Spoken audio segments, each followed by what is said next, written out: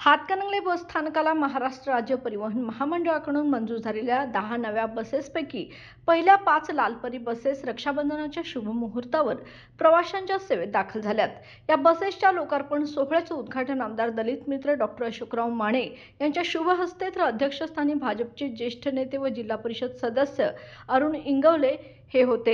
नवीन बसेसच्या समावेशामुळे प्रवाशांची गैरसोय कमी होणार असून वाहतूक सेवा अधिक सुलभ होण्यास मदत होणार आहे। लोकार्पणानंतर आमदार माने आणि मान्यवरांनी नव्या बसेसची सफारी केली।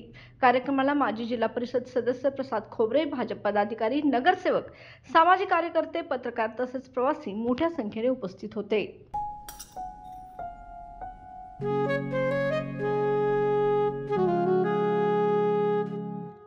बाबा, आज येताना बासुंदी घेऊन या ना। अगं, कालच आपण आईचा वाढदिवस होता म्हणून आणली होती ना। ऐकलं, गोकुळची बासुंदी पुन्हा खावीशी वाटतेय। खरं सांगू, मलाही खावीशी वाटतेय।